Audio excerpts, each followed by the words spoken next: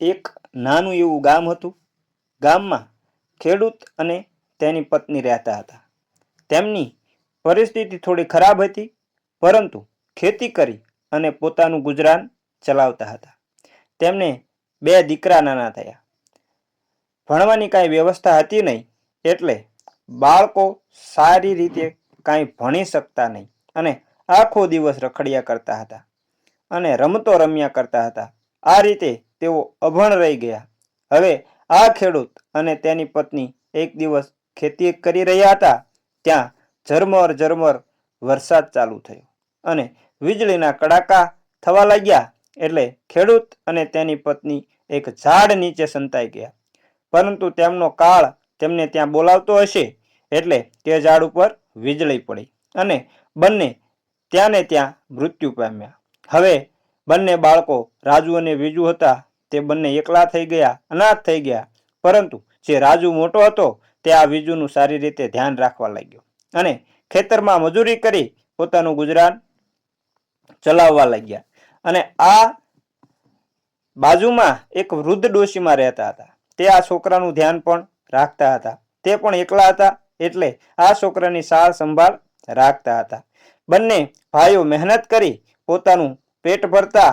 આ રીતે કેમ કરતા તેઓ 14-15 વર્ષના થઈ ગયા તેની તેમને ખબર ન પડી. હવે તેઓ એક દિવસ બાજુના શહેરમાં મેળો ભરાતો હતો, ત્યાં જવાનો વિચાર કર્યો. એટલે બંને ભાઈઓએ તૈયાર થઈ અને મેળામાં જવા માટે નીકળ્યા. હવે તે મેળામાં જવા માટે પહેલાં તો ચાલીને જવાનું હતું, એટલે રસ્તામાં ઘણા માણસો ચાલીને જતા હતા, એટલે તેમને બીક પણ ન લાગતી. હવે મેળો મોડે સુધી કર્યા પછી તેઓ ઘરે પાછા ફરતા હતા. ત્યાં રાતના 11 વાગી ગયા હશે. રસ્તામાં બહુ માણસો ન હતા, થોડા માણસો દેખાતા હતા, પરંતુ આ 2 ભાઈને કાંઈ બીક હતી નહીં. હવે તેઓ જેવા આગળ ચાલ્યા તો એક સ્ત્રી હતી, એક છોકરી હતી. તે રડતી જોઈ બંને ભાઈઓ ઊભા રહી ગયા અને તેઓ કહેવા લાગ્યા કે આ છોકરી રડે છે, તે પણ તેની તરફ કોઈ જોતું પણ નથી. તે 15-16 વર્ષની હતી, તો તેની સામે આવતા જતા લોકો કાંઈ ધ્યાન દેતા નથી. તો આપણે એને જઈને પૂછવું જોઈએ કે કેમ રડે છે. તો રાજુ કહેવા લાગ્યો કે કોઈ અજાણી સ્ત્રીને આપણે આમ પૂછી ન શકાય. તો વિજુએ કહ્યું કે આપણે એને પૂછવું જોઈએ, એના દુઃખમાં ભાગીદાર બનવું જોઈએ. એટલે તેઓ બંને આ છોકરી રડતી હતી તેની પાસે ગયા અને કહ્યું કે તું કેમ રડે છે. તો તે કહેવા લાગી કે મને મારા બાપ મેળામાં છોડીને ચાલ્યા ગયા છે, એટલે હું રડું છું. તો રાજુ અને વિજુ કહેવા લાગ્યા કે તારા સોતેલા પિતા કાં તો સોતેલી માં હશે, એટલે તને મેળામાં છોડીને ચાલી ગઈ છે. પરંતુ આ દીકરી કહેવા લાગી કે ના, તે મારા સગા મા બાપ છે, પરંતુ મને સહાય કરી અને છોડીને ચાલ્યા ગયા છે. તો રાજુ અને વિજુએ પૂછ્યું કે તેનું કારણ શું છે. આ છોકરી હતી તે કહેવા લાગી કે હું ઘરના બધા કામ આડાવડા કરી નાખું છું, મને કાંઈ યાદ રહેતું નથી. ખીરમાં ખાંડ નાખવાને બદલે મીઠું નાખી દઉં છું. ગાયને એના મુખ બાજુ ચારો નાખવાને બદલે મોઢા આગળ નાખવાને બદલે પાછળની બાજુએ ચારો નાખી દઉં છું. આવા ઊંધા કામ મારાથી થઈ જાય છે અને થઈ ગયા પછી મને ખબર પડે છે. એટલે મારા માતા પિતા કંટાળી ગયા અને તે મને આ મેળામાં મૂકીને ચાલ્યા ગયા છે. તો રાજુ કહેવા લાગ્યો કે આને આપણે ઘરે લઈ જઈએ અને પછી બધી વાત પૂછીએ. અહીં અજાણી સ્ત્રીને આપણેથી પૂછાય નહીં. એટલે તેઓ સ્ત્રીને કહેવા લાગ્યા કે તું ચાલ અમારા ઘરે, અને તને ભૂખ લાગી હશે તો ખાઈ પી અને પછી આપણે બધી વાત કરીશું. એટલે તે આ જે છોકરી હતી તેને ઘરે લઈ આવે છે અને છોકરીનો તો બહુ જ ભૂખ લાગી હતી, આખો દિવસ ખાધું ન હતું, એટલે તેને તો સરસ મજાની રસોઈ બનાવી અને આ રાજુ અને વિજુને ખવડાવી અને પોતે પણ ખાધી. રાજુ અને વિજુએ આવી સ્વાદિષ્ટ રસોઈ ક્યારે પણ ખાધી ન હતી, તેથી તેઓ ખૂબ જ આનંદિત થઈ ગયા અને કહેવા લાગ્યા કે આને ક્યાંય જવા દેવી નથી, આપણે અહીં રાખી લેવી છે. તે પછી તે સ્ત્રીને ઘરમાં સુવડાવી અને બંને ભાઈ બહાર સૂઈ ગયા. અને સવારમાં બંને ભાઈ જાગીને જુએ તો ઘરની સાફ સફાઈ, પાણી ભરવું, આંગણું સાફ કરવું એ બધું આ સ્ત્રીએ કરી નાખ્યું હતું. અને બંને ભાઈ બહુ જ રાજી થયા. તો બીજું હતો તે કહેવા લાગ્યો કે મોટા ભાઈ, આ સ્ત્રીને હવે આપણે ક્યાંય મૂકવા જવું નથી. આને તમારી પત્ની બનાવી લો, આની સાથે તમે લગ્ન કરી લો. તો જે રાજુ હતો તે કહેવા લાગ્યો કે આ મૂર્ખ છે, તું એની સાથે લગ્ન કરી લે. તો બીજું કહેવા લાગ્યો કે તમે મોટા ભાઈ છો તો પહેલા તમારા લગ્ન થશે. રાજુ હતો તે કહેવા લાગ્યો કે હું એને વાત નહીં કરું, તો તું જઈને વાત કર. એટલે બીજું હતો તે આ સ્ત્રી પાસે ગયો, આ છોકરી પાસે ગયો અને કહેવા લાગ્યો કે હું તમને મારી ભાભી બનાવવા માંગુ છું. તો આ છોકરી કહેવા લાગી કે તમે મારા મનની વાત છીનવી લીધી. એટલે તે તો રાજી થઈ ગઈ અને તેને હા પાડી દીધી. અને બીજું કહેવા લાગ્યો કે હમણાં હું ગોરદાદાને બોલાવી લાવું છું અને બધી લગ્નની તૈયારી કરો. એટલે જે બાજુમાં ડોસી રહેતા હતા એને બોલાવી લાવ્યા અને બધી વાત કરી. તો તેને પણ આ છોકરી ગમી ગઈ અને પછી ગોરદાદા આવ્યા અને આ છોકરી અને રાજુના લગ્ન ધામધૂમથી કરાવી દીધા. હવે જે બીજું હતો તે તેની ભાભીની સાથે રહેતો હતો અને બધા કામમાં તેને મદદ કરતો હતો. એટલે આ સ્ત્રીથી કાંઈ પણ આડાઅવળા કામ થતા નહીં અને તેઓ ખુશીથી રહેવા લાગ્યા. હવે રાજુ હતો તે બીજુને ખેતરે લઈ જવા લાગ્યો. તો આ સ્ત્રી હતી તે ઘરના બધા કામ આડાઅવળા કરવા લાગી, કારણ કે એને આવી બીમારી હતી, ઊંધા ચત્તા કામ કરી નાખતી હતી. હવે એક દિવસ આ સ્ત્રી રાજુ અને બીજુ માટે ખીર બનાવી. તો ખીરમાં ખાંડને બદલે મીઠું નાખ્યું. તો રાજુ અને બીજુ કહેવા લાગ્યા કે સાવ મૂર્ખ છે. હવે આવા આડાઅવળા કામથી તેઓ કંટાળી ગયા. રાજુ અને બીજુ એક દિવસ ખેતરે ગયા હતા. ત્યાં આ જે સ્ત્રી હતી તે ભાત લઈને જાતી હતી. ત્યાં લાકડાનો એક ભારો હતો. તે ભારા સાથે એનો પગ અથડાયો.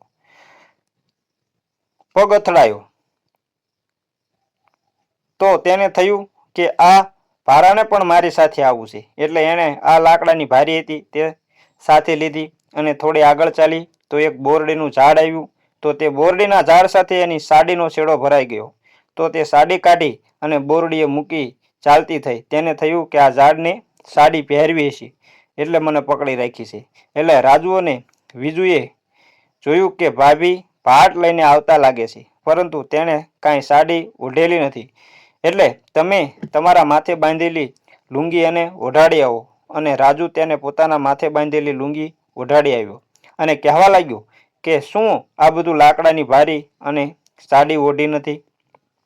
તો તે કહેવા લાગી કે આ ભારીને અહીંયા ખેતરે આવવું હતું એટલે હું લઈ આવી, અને વચમાં એક બોરડી આવી હતી એને સાડી ઓઢવી હતી એટલે હું એને દઈ આવી. રાજુએ બીજુને કહ્યું કે જા બોરડીએથી સાડી લઈ આવ.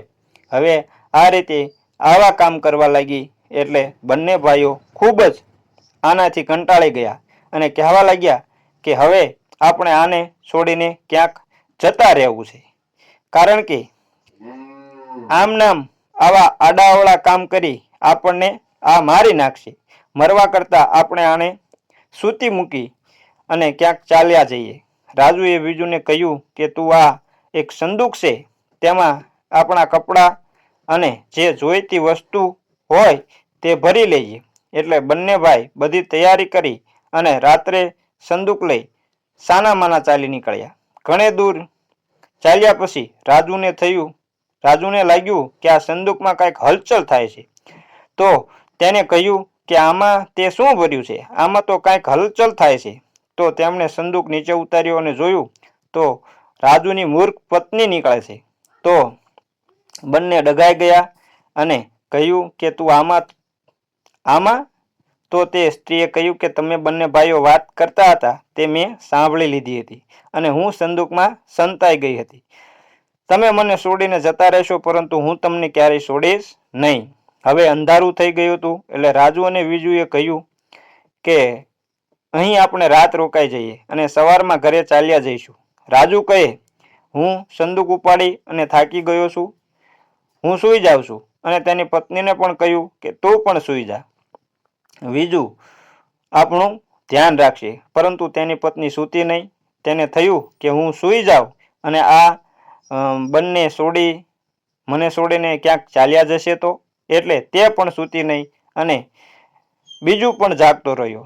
હવે અડધી રાત્રિ થઈ અને બે સોનેરી પક્ષી આ ઝાડ ઉપર આવ્યા અને મનુષ્યની ભાષામાં વાત કરવા લાગ્યા કે જે પુરુષ પક્ષી હતો તે કહેવા લાગ્યો કે નીચે જે સ્ત્રી છે તે સ્ત્રીમાં કેવી અદ્ભુત શક્તિ છે. ભગવાને કાંઈ ખામી આપી હોય તો તેને અદ્ભુત પ્રકારની શક્તિ પણ આપી હોય છે. સ્ત્રીમાં એવી શક્તિ છે કે જો આપણે બેઠા ઝાડના બે પાંદડા કોઈ એને ખવડાવી દે તો એ જમીનમાં દટાયેલ ધન એને દેખાવા લાગે. ગમે ત્યાં પણ હોય તો તે ધનનું કહી દેશે, કારણ કે તેનામાં આવી અલૌકિક શક્તિ છે. હવે આ વિજુ હતો તે આ બધી વાત સાંભળતો હતો. પક્ષીઓ આટલી વાત કરી અને ઉડી ગયા. હવે વિજુ હતો તે આ વાત સાંભળતો હતો. તેને ઝાડવાના બે પાન તોડ્યા અને તેણે તેની ભાભીને ખાવા કહ્યું. તેની ભાભી ના પાડવા લાગી, પરંતુ વિજુએ કહ્યું કે તમે પાંદડા નહીં ખાવ તો અમે તમને છોડીને ચાલ્યા જઈશું, નહીતર હું તમને જીવનભર નહીં છોડું. હું તમારા દીકરાની જેમ રહીશ અને તમારે આ પાંદડા ખાવા પડશે. એટલે આ સ્ત્રીએ પાંદડા ખાઈ લીધા અને જેવા પાંદડા ખાઈ લીધા કે એની સૂતેલી શક્તિ જાગી ગઈ અને જ્યાં રાજુ સૂતો હતો ત્યાં તેને જોયું તો કહેવા લાગી કે વિજુભાઈ, આ તમારા ભાઈ સૂતા છે, ત્યાં નીચે એક સોનાના સિક્કા ભરેલું માટલું છે. તો વિજુએ રાજુને જગાડ્યો અને ત્યાં ખોદ્યું તો સોનાના સિક્કા ભરેલું માટલું નીકળ્યું. હવે તેઓ ધનવાન થઈ ગયા હતા અને પછી તે આ સ્ત્રીને લઈ અને ઘરે આવી ગયા અને તેઓ કહેવા લાગ્યા કે જે આપણી બાજુમાં જે ડોશીમાં છે તે એકલા છે, તેમને આપણે આપણા ભેગા રાખી લઈએ, જેથી કરી અને આ સ્ત્રી આડાવાળા કામ કરે નહીં. તો તે ડોશીમાને તેમણે વાત કરી તો ડોશીમા પણ રાજી થઈ ગયા અને તેમના ઘરે રહેવા લાગ્યા અને આ સ્ત્રીને સલાહ સૂચન કરવા લાગ્યા. એટલે તેનાથી આડાવાળા કામ થતા બંધ થઈ ગયા. પછી તેઓ આ સ્ત્રીને ફરવા પણ લઈ જતા અને હવે તેઓ રૂપિયાવાળા થઈ ગયા હતા. તેમને ખેતર માટે ખેત મજૂરો રાખી લીધા હતા અને આ સ્ત્રીને ફરવા જંગલમાં લઈ જતા તો તે દટાયેલું ધન જોઈ તરત કહી દેતી કે અહીંયા ધન દટાયેલું છે. એટલે તેઓ પછી રાત્રે તે ધન કાઢી લાવતા. આ રીતે હવે તેઓ સુખેથી જિંદગી જીવવા લાગ્યા અને વિજુના પણ ધામધૂમથી લગ્ન કરી દીધા. આવી હતી આ ખેડૂતની મૂર્ખ સ્ત્રી.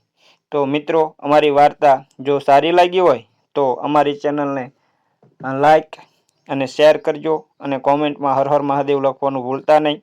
ચેનલ પર નવા હોય તો તમને એક અનુરોધ કરું છું, એક વિનંતી કરું છું કે અમારી ચેનલને સબસ્ક્રાઈબ જરૂર કરી લેજો અને સાથે સાથે બેલ આઇકનને પણ દબાવી દેજો, જેથી કરી અને અમારી ચેનલનું નોટિફિકેશન સૌથી પહેલાં તમને મળે અને તમને અમે આવી નવી રસપ્રદ વાર્તાઓ પીરસતા રહીએ અને તમને આનંદ કરાવતા રહીએ અને અમને તમારો સહકાર આપવા બદલ